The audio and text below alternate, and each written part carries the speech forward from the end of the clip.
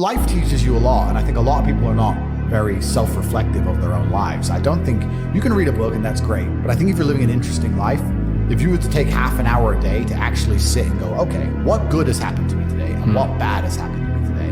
Why have those things happened and how can I prevent them from happening again? Most people don't, that kind of crap doesn't even cross their minds. Like every day I will sit at the end of the day and go, what bad has happened to me today?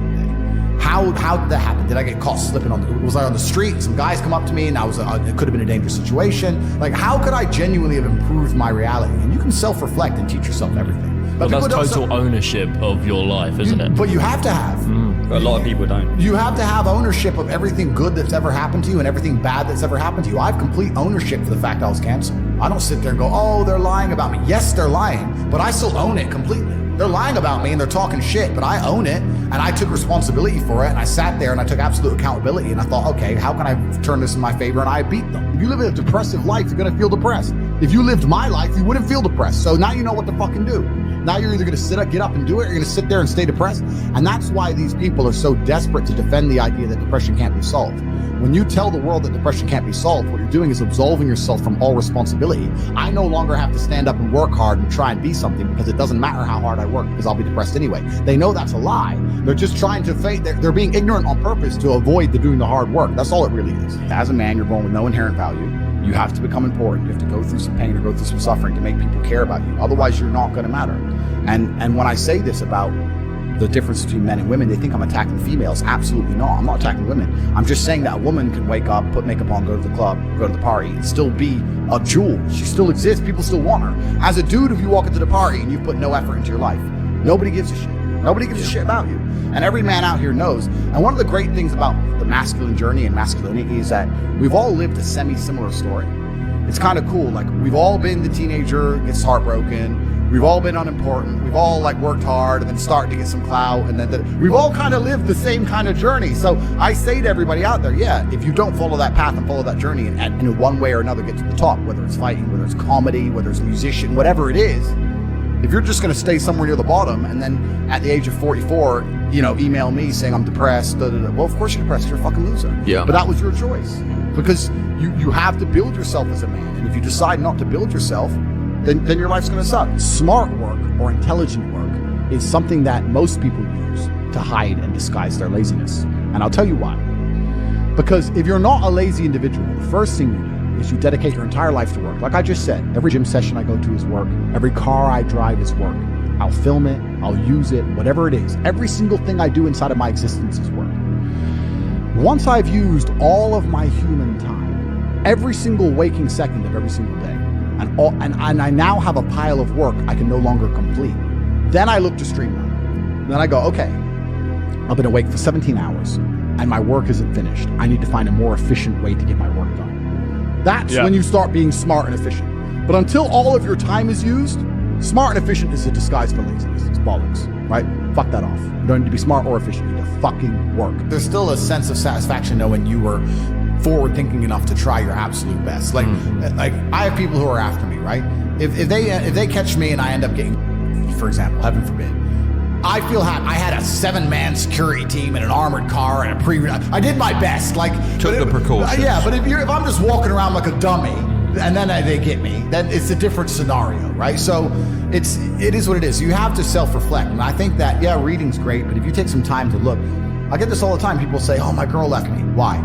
I don't know, she just left. What do you mean you don't fucking know? Think about it. Why did she leave you? Oh, because she wanted If you think long enough, you'll realize it's because of you. You were not important enough to make her not want to leave. You can sit and say what she did and what she wanted, blah, blah. It's because you couldn't keep her. Because I could have kept her, so you couldn't. So it's your fault, and you're not self-reflecting. And then you're going to go into your next relationship, and because you didn't self-reflect and you haven't grown, you haven't done anything, guess what's going to happen? She's going to leave you again. I do not believe in things that take away power from me. I only believe in things that make me more powerful as an individual. Now, I cannot deny that feeling depressed is real because every single human on the planet sometimes feels depressed. Feeling depressed is real, but being a depressive or having depression is something else. I accept that if I do feel depressed or I do feel sad or I do feel negative, which is actually very rare for me, but if it does ever happen, I understand I'm human and it's an emotion I'm going through and it will pass. People who have depression believe that they have a disease that can't be fixed and can't be cured. You are handing your power away. You're giving your power to an outside source. And you're saying that I have no control over this. It doesn't matter what situation you're in. You need to at least believe you have some degree of control. When I say depression isn't real, I'm not saying you don't feel depressed. I'm saying that you can fix it.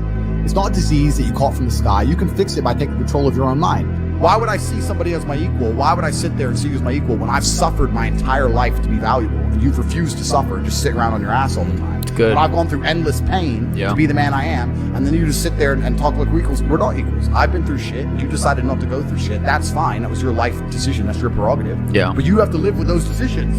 You can't complain now that I get to be top G and you don't. That was your choice. Yeah. So it's kind of, that's the thing about being a man, and that's what I was saying to the kids. It's like, look, you need to get up, and it's going to be very, very difficult. The world's getting harder and harder, especially for men. It's all clout, it's all status, there's no way you're going to matter unless you get up and you work extremely hard. The masculine world is hyper competitive. This is another thing most people don't understand. It's hyper competitive out here. All the women want a few men at the top. The Ferrari, you don't want a Ferrari to drive fast. You want a Ferrari because other men want a Ferrari and can't have one. It's hyper competitive. So if you're competing against every other man for every dollar you make, every girl you see, the house you live in, the car you drive, the life you live, you're not going to be able to compete with the person who performs regardless of how they feel if you only compete when you feel like competing, right? Because there's men like me out there who will be sad every day and outcompete you regardless. I don't care how I feel, I will still win. And that's the kind of mindset you need to adopt. So I don't, when a man You've got a job to do. Stop whining. Go to work. Completely. I agree. Completely. Feeling depressed is real. Yeah. Depression as a disease, I do not subscribe to. The idea, I believe, that if you feel depressed, something is depressing you, and you should try your best to fix it. You should take control of your life and do your best to fix it. The idea, but they don't say that. They don't talk that. They say depression like it's this magic thing that comes out the sky and it gets in your brain. You're sad no matter what. There's nothing you can do about it, and you need to only take pills. And I think that's a very bad way to look at the world, and that's a bad idea to subscribe to. And if you start to feel depressed, let's say your girl leaves you and you start to feel depressed, but you believe in the idea of depression, you're now going to start diagnosing yourself as clinically depressed, self-hypnosing yourself into hypnotizing yourself into being clinically depressed. And it's amazing how you can speak things into existence. I cannot become depressed because I don't believe in it. Who came from a worse scenario at the start? Who had a worse background? Me. Who's now more successful? Me. Who's happier? Me. Who smiles more? Me. Who sleeps easy at night? Me. Why the fuck would I want to think like you? If thinking this way makes me a bad person, but I get fucking fantastic results in my entire life, and everybody close to me gets fantastic results from knowing me, and everybody close to me absolutely adores me, why would I want to adopt your thinking and be a sad fucking sack of shit sitting on the internet trying to cancel people like a dork? I don't want to be my enemies. There's not a single enemy I have that I'm remotely envious of in any regard. Every single one of them has a shit life and a shit existence. I already won. God's already punished them. God's already rewarded me. I know these things. I'm the luckiest man on the planet.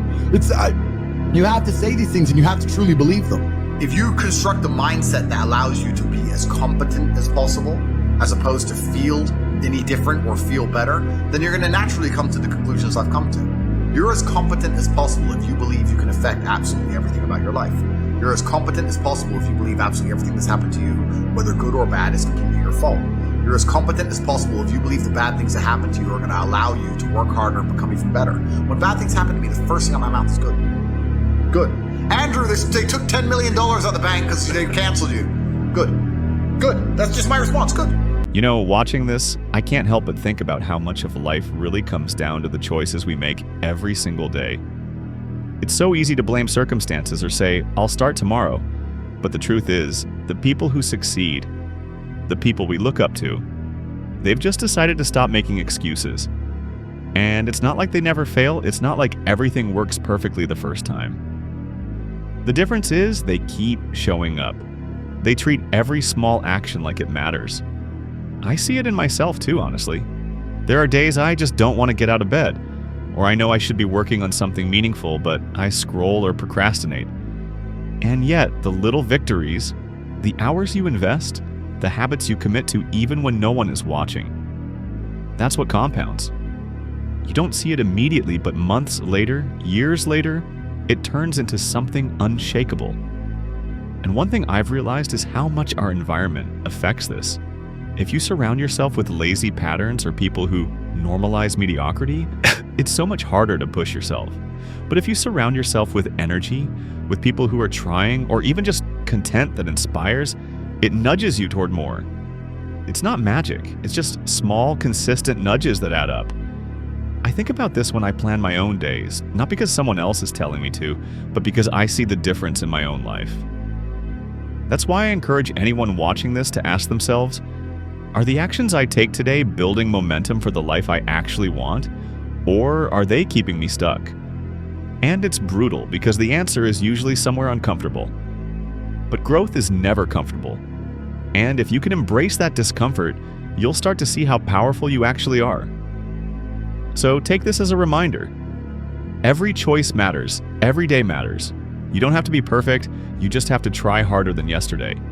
And even if it feels like no one notices, even if it feels like it's not working, the work you put in now is creating the foundation for every victory you'll have later. And that's why I do this. That's why I push myself every day.